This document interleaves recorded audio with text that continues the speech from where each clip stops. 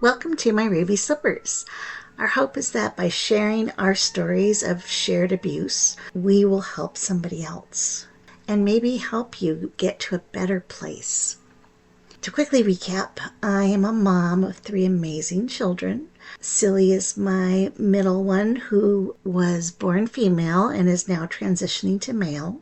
I divorced the father of my 3 kids after 30 years of a marriage that was abusive mentally and spiritually and financially. And we have quite the tale to tell. I'm Lily Strong with the blog Lily Strong. And I'm Cilly Strong. My favorite middle child. Yay. Today we want to talk about something that is very important to me, and that is having the power to leave a situation that is abusive. Right, and that's kind of the whole, we've been talking about that from the start with the Ruby Slippers. Yes, but sometimes leaving your abuse means running away from home. And that can look different to different people. And also it takes a lot of courage. It is not for the cowardly. So I've mentioned before how when I got married, I thought I was marrying for life. Mm-hmm. For better, for worse. I just never imagined I'd ever get divorced. And then when the depths of the abuse my husband was committing slowly materialized, I kept thinking, I can handle this. And then another thing would appear and I'd say, well, I guess I can handle this too, but it's getting harder. Right. All the lying, all the terrible lying, it got to the point where it was simply too much. So that's when I said, I've got to get away. And I came out to California to take care of my mom for a while. Mm-hmm. And that was in October. And the plan was my youngest son and I were coming out here for a few months, and we'd go back to Texas for Christmas. Right. To at least visit, if not return altogether. But in the meantime, we were still planning on staying in California with the idea that I'm helping my parents, which I was helping my parents. Oh, yeah. I've got a real big desire to not lie because of all the lies that I've been catching. So, it's hard for me to plan something in secret. Yes. Yeah. Yes. But then it turned out that I found out more deceptions. I found out that he had, yes, indeed, cheated on me multiple times. And it was too much. It was the straw that broke the camel's back and all that. So even though we were supposed to go back home for Christmas, we never did. Right. And that was also because you were sick with COVID. But yes, I did catch COVID right in time for the anniversary of my brother's death from COVID. Yeah. It was a whole thing, but I had already kind of figured out I couldn't go back. Yeah. My therapist at the time said I shouldn't go back. And I really did feel strongly that going back was going to be bad because our abuser is so manipulative. Yeah. And, he'd been brainwashing me for so long. I really felt like, I can't make up my mind. I can't make the right decisions. Right. So, yes, it's really hard, but I did just pick up and leave my life. Yeah. And you had mentioned in one of our earlier episodes how you ran away from home. Mm-hmm. And that's kind of how I felt. Right. We just ran away from home. I packed up a couple of suitcases. I did ship off a couple of boxes. Yeah. But that was it. Yeah. Everything else is still unless he's destroyed it. As far as I know, it is still sitting in the Texas house. Right. Yeah. To an extent, I'm curious if you feel this way. Like, I feel like the fact that you got sick, obviously it sucked, but it was a good timing for that to happen, because not only was it easy for it to be kind of you don't have to be secretive. You can just say, I have COVID, and you were right. Yes. And then it was easier to say to me and my older brother, can't come out for Christmas. I am literally very ill. It really is, because Yeah, I was stuck in this position still where my husband was saying, don't tell the kids, don't tell anybody. right. We have to plan it together and let's not say anything until we know, and we're going to cause more damage than good. And so, being the head of the household and the one Yeah, in charge, it was hard for me to stand up to that. yeah, So I didn't want to lie, but I also couldn't tell you guys the truth. right. So being sick was very convenient, I'll Yes. say. Wasn't fun being sick, No. but it did give me that obvious reasoning for why we couldn't go Yes, back. yes. And you actually got sick a little bit before Christmas. Yes, it was right after Thanksgiving. Yeah, I was gonna say, I know it was in November because I remember I didn't hear about it till you were okay. Right, he didn't want to tell you He didn't guys want to tell us that you were sick with COVID with COVID after my brother passed away from and COVID. you're immunocompromised. And I have lupus, yes. It was all like, what the hell, man? If something had happened to you and he just didn't tell us, I can't imagine. At that time, he was very much being like the puppet master. Oh, He yeah. was really trying to control what everybody heard and knew, Yeah. and try to even plan everyone's reactions for them, Yeah. even though you can't plan someone else's Yeah. reaction. But he thought he could. So, yes, it was in some ways convenient that I got Yeah. sick. So I ran away from home, Yes. and then a few months later, you ran away from home. Yeah. It was obviously bizarre for me because, yeah, I mentioned this in the other episode. Like, I flew back from my trip to visit you where you told me everything. My friend drove me to my house, came in with me so I could grab all my stuff. Did you see your dad then? Yes. And for the most part, I kind of just ignored him. And I kept trying to ignore him, and he kept trying to get my attention. And oh my god, this was stupid. I don't think I've ever even told you this. Because I had been at the house a week before for spring break. And I don't remember exactly what it was, but it was like I had accidentally left a pair of underwear in the dryer. And he was really desperate to get my attention to be like, hey, you left this in the dryer. But he didn't want my friend to see. Oh, gosh. But I was like literally just like walking past him, ignoring him because I was like, I am not giving you attention right now. And then finally I was like, what? It was like handing it to me like a drug dealer. Like, I'm like, dude, uh, my best friend since kindergarten doesn't care. Right. And what were you going to say? Oh my gosh, I can't believe you saved my I favorite pair of know. underwear from the dryer. Like, why was this? I don't know. Anyways, I picked up my birth certificate, grabbed like the things most important to me, and then I went over to a different friend's house, where I spent the night, and then the next day I had to go back to college. And then I kind of just like went the rest of my college semester Not going home. not going home. And I wasn't somebody who was going home very frequently during college anyway. Like some people go every weekend. I was not visiting y'all that much. But yeah, I didn't go home. And then I ended up going back to my friend's mom's house. So I was staying with like not even my friend's mom, which was like, Awkward. it felt weird. I mean, like, there was nothing wrong, nothing was wrong with it, but it was just like, this is not ever what I would have expected. And it was still a very scary point in time because this friend lived about a street away from my house. Right. And my dad knew where this house was. He knew that this was my friend's house. And he had gone to the friend's house. I don't know if he was looking for me. This was when I think I was at college, but he came and knocked on the door. Really? I don't think I knew that. Yeah. And the friend's mom, she had like the Ring doorbell. So she had seen like the video and was like, I think that was your dad. I didn't ever see the video. I never verified. So maybe it could have just been somebody else. But I know he knew where that house was. I'm shocked that he would remember, though. But when he was having his whole like, I'm doing better, character arc, he and I would go on walks because he had a period where he was trying to do diet and exercise more because he thought that would make him more attractive to you, I guess. Yeah. But he would join me on my walks because I did a lot of walking. And he had me point out which house was hers. And then after that was when she said she thought my dad had visited.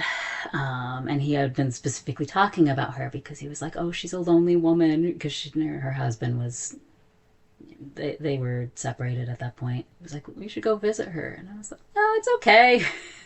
So, anyways, there was a lot of weird stuff around that. The point being, while I was staying there, I was always like having my window shut.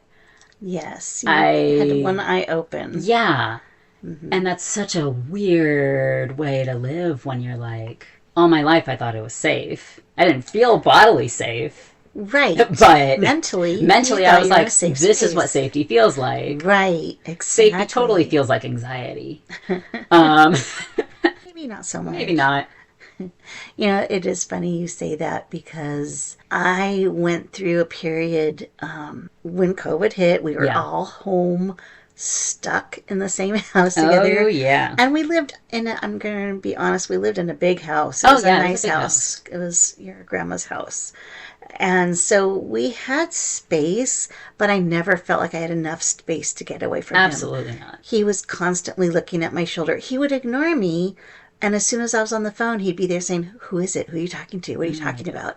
And it's like, I'm talking to my friend that I talk to almost every day. Yeah. Right. It was weird. And I went through a period of heightened anxiety where I was exercising a ton. Right. And I had to. I was like almost just bottled up with Yeah. anxiety. Yeah. And the only thing that relieved it was exercise. So I did lose a lot of weight. Right. And then he started losing a lot of weight too. Kind of like, uh-oh, she's going to leave me now that she's lost weight, which it doesn't work that way. No. I wasn't losing weight to leave him And you weren't or to find somebody new. right. And Not That was never any of that. you weren't even losing weight in a healthy way. No, I was kind of You were extreme. you were definitely overworking your because I remember this was a conversation we'd had pretty soon after all Yeah, that was like, yeah, you were very much over exerting yourself and you know, I was exercising in the morning and at night.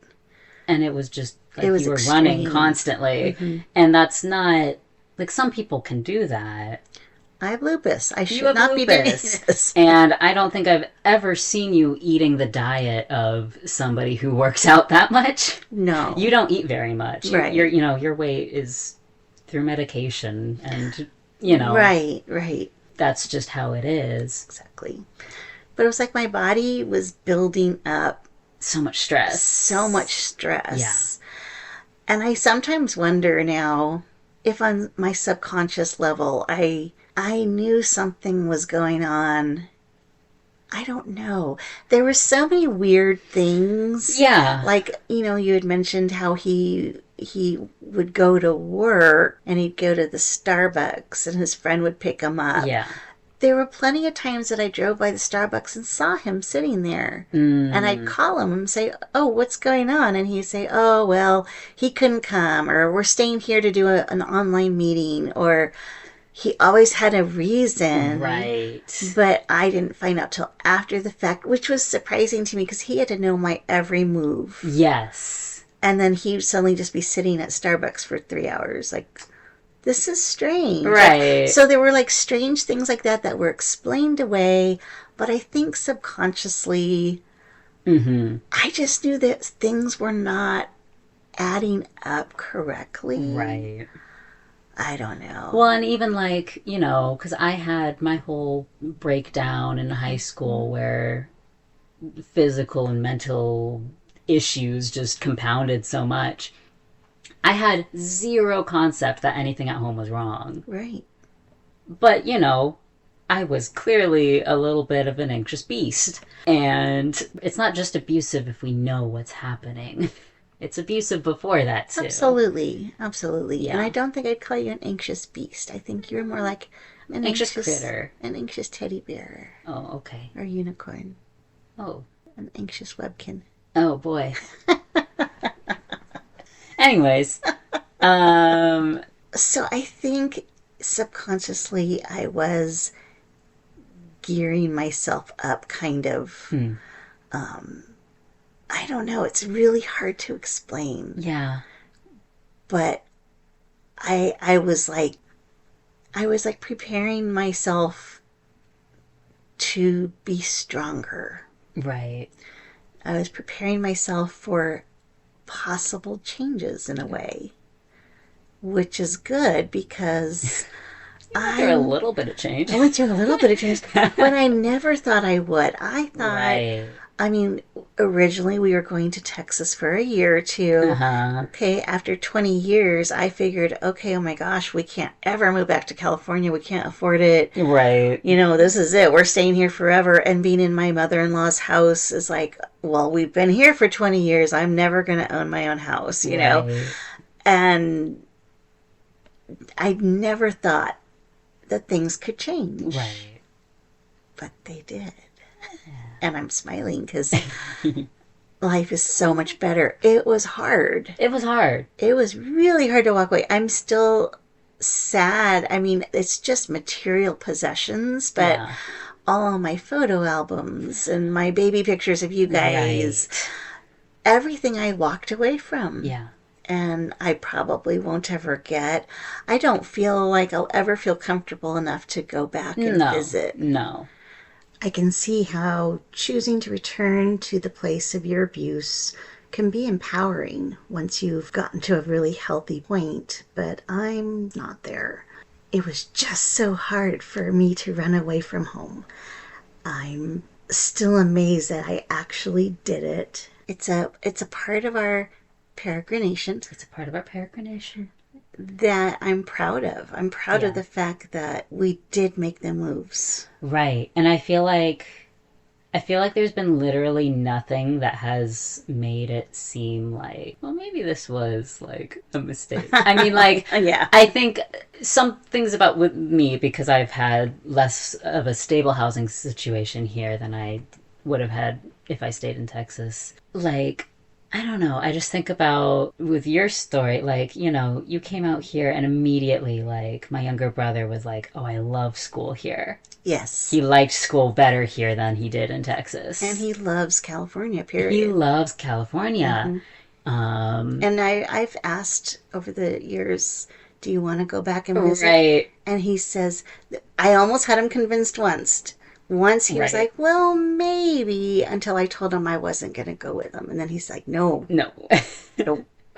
Yeah, I know that there was talks about maybe me going with him and not staying at the house or whatever. Yeah, and he's never. It's kind That of was funny all when he's. me. I was trying so hard to make sure Yes. that I wasn't taking him away from his dad Right, that I kind of didn't listen to his wants and needs. right. Which I think you didn't push boundaries. You were asking if he wanted to go, but Yeah. you definitely were very expecting, like, okay, you should want to go visit your dad. You don't. Okay, but it's still me that has an issue with it. Right. I think you hear so many divorce stories of people just being mean and bitter Right. and how the kids are the ones that are wounded in the whole situation. Yeah, but then, they say that they're wounded more by people staying together than getting divorced. Oh, yeah. Yeah. I mean, think about it. If the landslide had never Uh happened, huh. if things had stayed the way they were and we were still basically living in Texas, in my mind, I mean, obviously our life would be completely different than what it Right. is, but I think you would have still run away from home. Oh, yeah, I was planning on running away from home. Yeah. That was something that had been a thought in my mind in high school. That was something that I was coming to terms with, like, especially when I was like, I'm queer. I'm not going to be able to. And I'm in a Southern Baptist town. Right. And even if I could have existed, because that's not like people live in Texas. It's. Right. But I wouldn't have been able to stay at our house. Right. Um, Oh, but we were going to pray your gay away. Yeah, right. because that works. Yeah. But, like, I think, you know, especially before that, there was still certain, you were homophobic, even if you were more supportive. I was loving of all people, Yeah. but I did have that ingrained in my brain that Yes.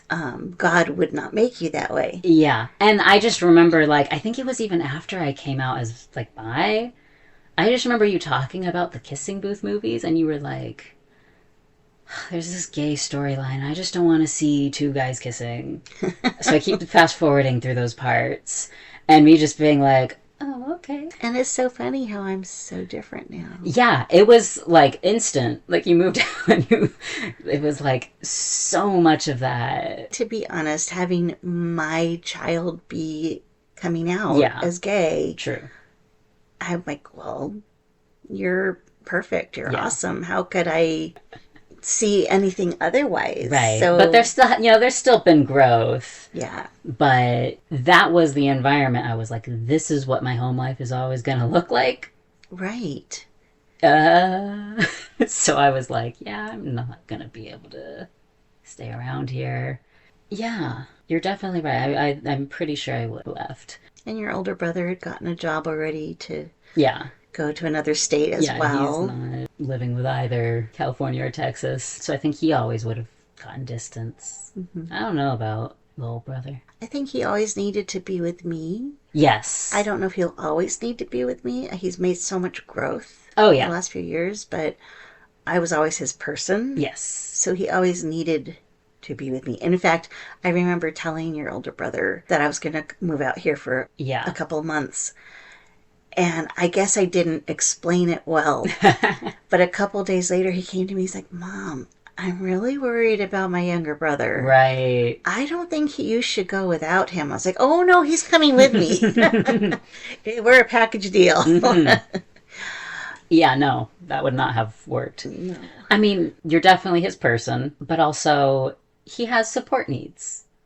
Right. And Dad wasn't going to meet those ever. No, he just would get annoyed with Yeah, anybody needing anything. correct. Yeah. So, like, yep, that would not have worked. So, kind of going back to our theme Yeah. of ruby slippers and all that, Dorothy says there's no place like home, but I think home is where you make it. Yeah. It's Home is not it's always a not safe it's not a place for return. people. Right. Yeah. So it's not a traditional sense of your house Yeah. with your family because sometimes that's not safe, sometimes that's not comfortable. Right. Your home is not to sound sappy, but it's where your heart Well, is. and I was going to say it's not. Oh, Home is okay. not necessarily where your heart is because to me, like, if your house where you live, like, your heart is kind of there. Like, even Yeah. in an abusive situation, there's still, like, There's so many memories. there's so much tied to a home, a house. Mm-hmm. And when you're leaving, it doesn't feel like you're chasing your heart. Oh, you're so right. It feels like you're doing something wrong. You are so right.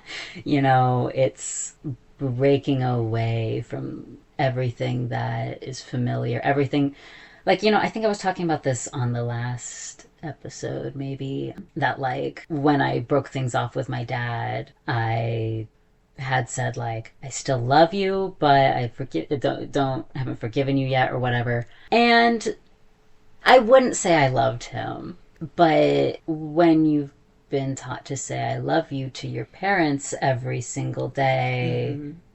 you're just like, I guess that's what it means to love somebody. And, like, I was at that point where I was like, I don't really like him. Right. And maybe we're both in a space where we didn't even know what love really was. Yes, I definitely think I mean, I had a concept because, again, I had you, I had my younger brother, my older brother. Sorry, I said my older brother secondarily there, but You really do love him. We know I that. do. I think, especially growing up, in my brain and my heart, there was just this concept that I would think of sometimes where it's like, there are three people I would, like, actively give my life for. And that was you, my younger brother, and then one of my friends. And I didn't understand, like, that feeling was just a strength of love I was like, I don't know why I feel like that, or why like things upset me more when stuff happens to these three most important people to me. And obviously, those weren't the only three people I loved. Again, I do love my older brother. um, Yes. and many of my other friends, but so much of my love of my friends always felt more like jealousy or things like that, where I was like, I don't understand. And then it was like I kind of thought love was just the familiar, like, well, it's my family, you know, don't have to like them, but you gotta love them or whatever. And it's like Right. I didn't actually feel that dedication to my dad. You know, again, it's hard for me to say, like, how could I have said, like, oh, I love you, but also I'm planning on running away and never talking to you again? Do you think you would have broken things off with him completely, even if we hadn't had this huge break? Probably just because I wanted to transition. Yeah. I don't know if that hadn't been a factor. I don't know if I would have. I have no concept of what my life would look like otherwise. But yeah, no, I didn't think that I was going to be able to ever talk with him again. Um, and now I'm like, yay. I don't want to talk to him again. You're healthier. Oh yeah, and so are you. Oh, yes. So I think his younger brother, older brother, still talks to him a little bit more. But He does. Yeah. yeah, I He think. talks to him, but he's still supportive of Oh, us. for sure, for sure. Yeah. Yeah, I think it's totally fine for everybody to have our own journey. Obviously, I have a little bit more grievances against him just because of the whole. So much of his issues are him being misogynistic and everything phobic and I like that. Everything phobic. and just so like he hurt me more than he hurt my brothers, I think. Oh, I think so too. So like I don't blame them for staying in contact with him. But Well, and to be fair, I think your younger brother feels obligated. yeah, I mean, I've told him that you know, I know I told him more recently like, yeah, I haven't blocked. Like I don't talk to him at all and he Mm-hmm. was like, "You haven't blocked?" Like he was like so shocked and I was like, "Oh yeah." Like you don't have to talk to him if you don't want to. Well, to be honest, he has a phone now and he has not given his Oh, dad his he phone number. refuses to give him Mm-hmm. his phone number, but And when we talk to him on holidays like Christmas yeah. and Easter, it's very begrudgingly. Oh yeah. It's like I'm making him. Yeah, it's like It, okay, I have to get through saying right. hi and then we're good. And I don't know how to navigate that. Yeah. I mean, I remember I told him, I don't remember if it was for his birthday or something else a little more recent. I had told him, like, you know, you don't have to, like, I've been trying to be more like the bad influence sibling. I don't think so. I think you're being more empowering than I do me. say this ironically, you know, the quote unquote bad influence, but the one who is like, you know, you have the option to say no. And I just remember he thought about it overnight and he said, I think I do still want to call him, just not, you know, this week or whatever. Oh, okay. Well, that was good. Yeah. And like, again, it is helpful for him to have the bad influence sibling Yes. Yes. because otherwise it's like, no, I have to. And I've had a hard time walking that thin line of You again. want, you really don't want to be a bad influence. I don't want to be that parent that is just Right. saying I don't want to talk to him so you can't, Mm-hmm. because I don't think that's right. I want to give him the opportunity to keep that relationship open if he wants it. Yeah. But if he doesn't want it, he doesn't have He doesn't to. have to. It's all about finding our power. Yeah. Yeah. That's, So how can we connect this all back to there's no place like home? your heart is a little bit in your house, in the place of residence. Mm-hmm. So I think to me, home is kind of more about, I mean, we said it before, like the safe place where you aren't just existing in it, Mm-hmm. you are being yourself and able to take up space. And And I think you're being able to choose to live the way you want to. Yes, and that's part of being yourself, is being able to make those choices for yourself. Yeah, And I think it's hard to recognize that that place can exist. very much so. But it can. But it can. So, okay. Until we talk to you guys again, just remember, like Dorothy, there's no place like home. Sometimes we have to have a different idea of what home is. Yes.